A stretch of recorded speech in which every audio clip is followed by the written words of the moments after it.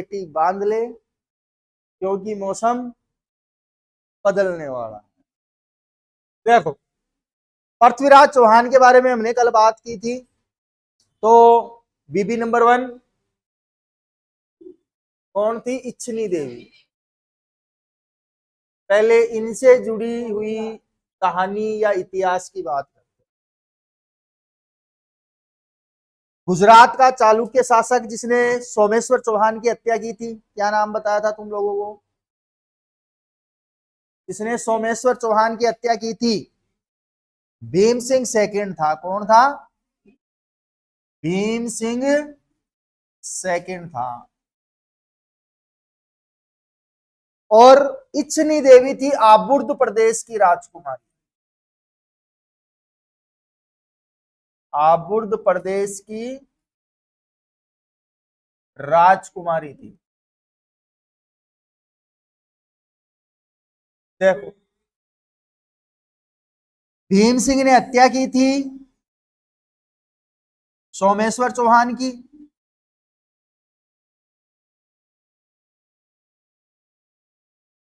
और इधर पहले मैं बता चुका कि पृथ्वीराज के पिता का नाम था सोमेश्वर चौहान।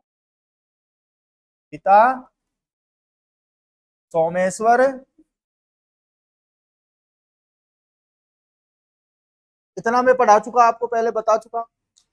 अब देखो यहां स्टोरी क्या बनती है, इतिहास क्या बनता है। देखो, भीम सिंह सेकंड इच्छनी देवी से विवाह करना चाहता है।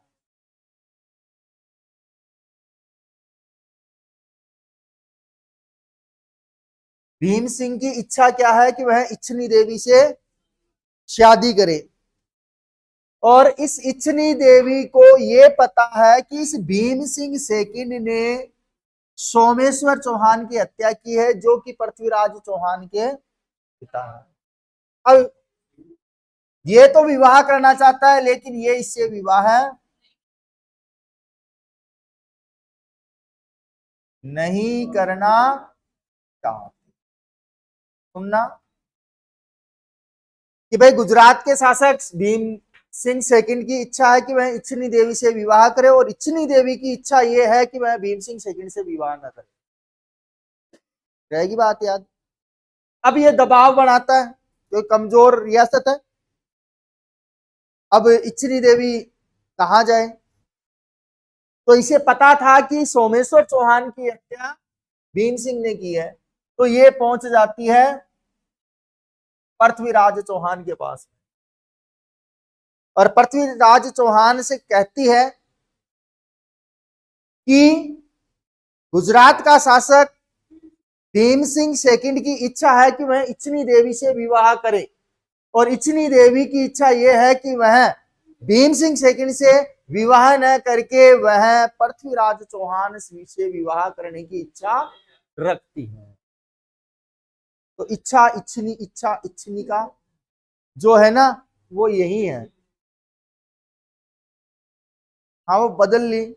थोड़ा काला हो तो बदलेगा ही, और गोरा हो तो फिर वो गाना मिल गया ठांडा बरतान।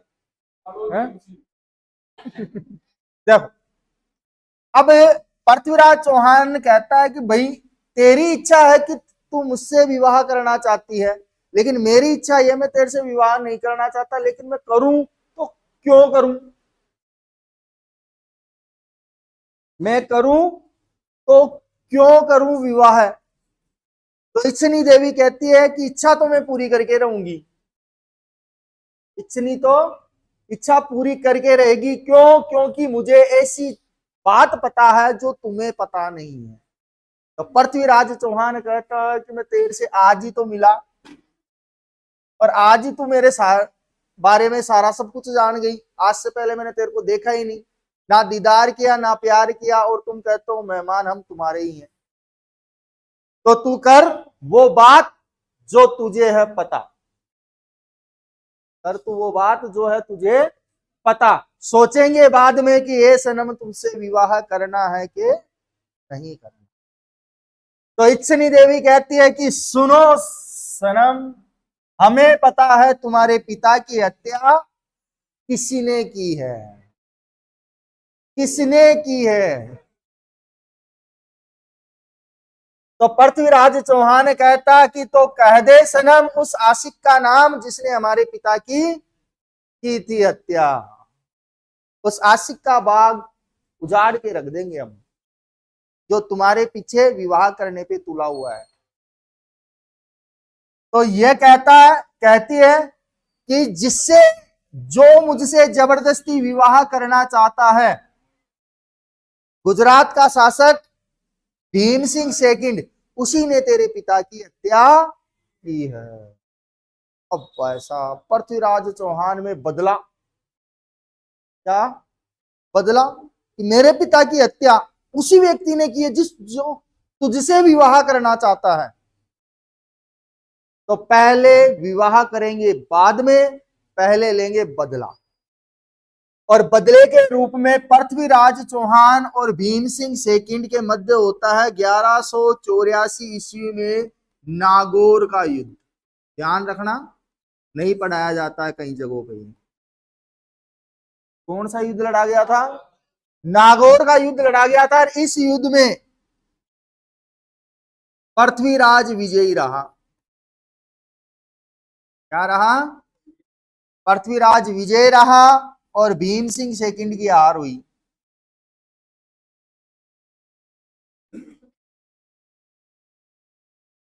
अब बात आती है कि सर इसको जान से क्यों नहीं मारा, जबकि इसके पिता की इसने हत्या की थी।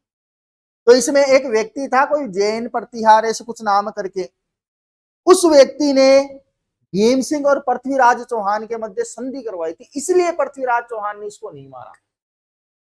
ध्यान रखना, पिता के हत्यारे को कौन बेटा छोड़ेगा?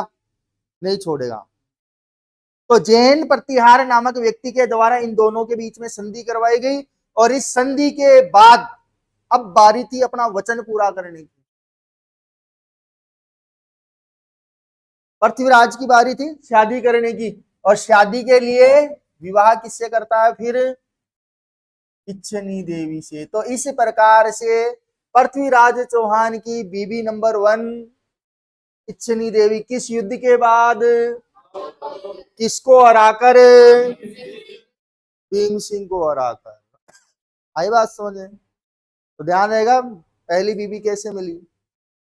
भीम सिंह सेकंड ने किसकी हत्या की थी?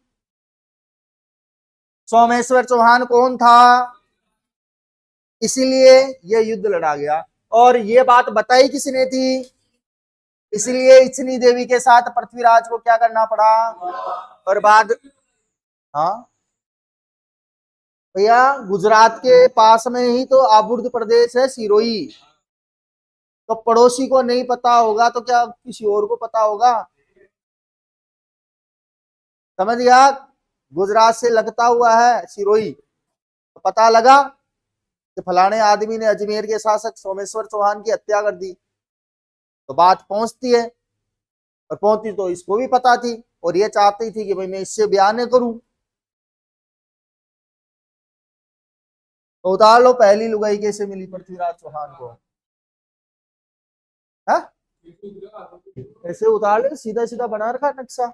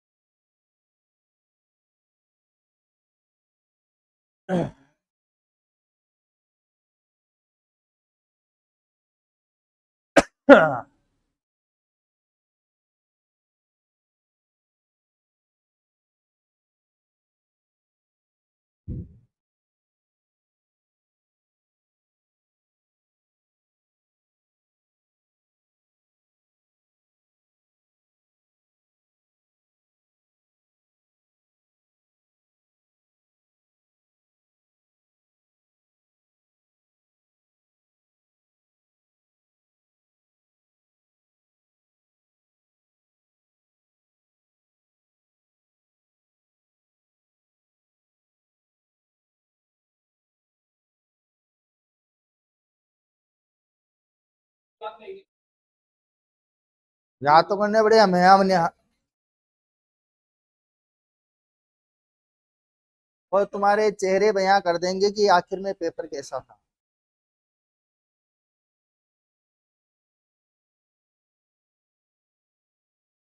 वो बेटा हम जैसों को याद रह सकते हैं, तुम्हें यहाँ बोर्ड का पढ़ाया याद नहीं रह रहा, वहां 120 क्वेश्चन याद रहेंगे तुम्हें।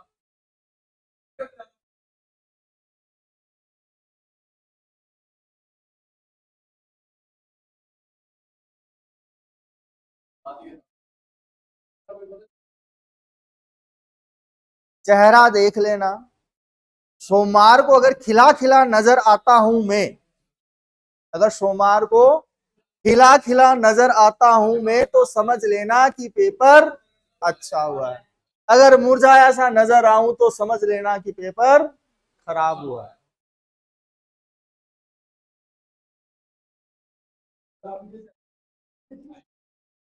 तुम ऐसे करना, इससे ये होगा कि घर से यहां तक आओगे तो कुछ मिलेगा।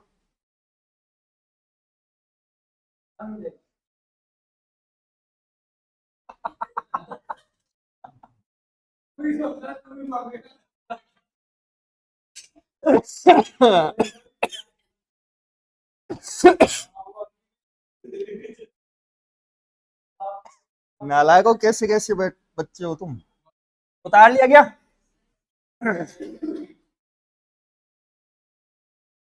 उतारो उतारो फटाफट उतारो। बस बस बस बस।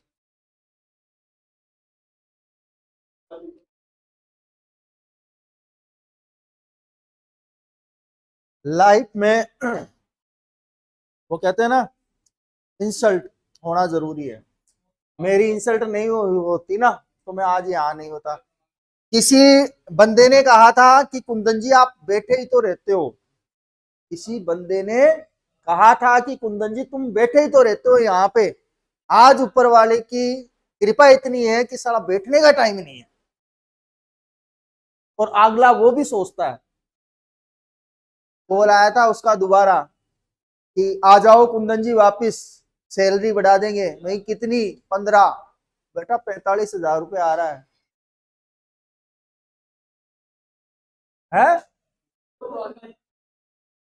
जितने तू देता था ना उसके 50% पे तो आदमी रख छोड़ा है मैंने, और याद करता वो भी आज। लेकिन मेहनत कभी नहीं छोड़ी। जब मेरा बुरा वक्त था तब मैंने, चप्पल फैक्ट्री होती है उसमें काम किया था, अगले ने पैसा नहीं दिया था मेरे को कोरोना काल में। कोरोना काल में उस बंदे ने पैसा नहीं दिया था। चप्पल फैक्ट्री में काम किया हूं मैं।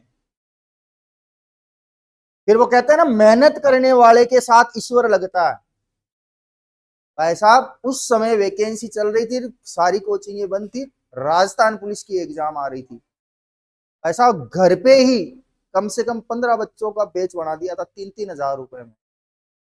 जहां मैं 15 दिन में 3 हजार कमा के आया 12-13 घंटे करके, वो अब मेरे को एक बच्चा 3 हजार दे रहा था। ये फर्क होता है मजदूरी और अपने प्रोफेशनल काम में। और उसके बाद में ही 50-50 रुपए में कोचिंग के बच्चे पढ़ाए। 50 रुपए में महीना 70 बच्चे कर लिए। लगाओ देगा महीने का कितना हुआ? 3500 रुपए में। तो इसलिए कहते हैं इंसल्ट होना जरूरी है लाइफ में, क्योंकि जब तक लगेगी नहीं तब तक समझ में नहीं आएगी। और फिर यहां पहुंचा, 6 साल यहां हो गए मेरे को। तो इसीलिए कहते हैं वक्त और हालात तय करेंगे कि आपको कहां जाना है। तो बढ़े आगे। पृथ्वीराज कौन? पृथ्वीराज वर्सेज जयचंद। पृथ्वीराज और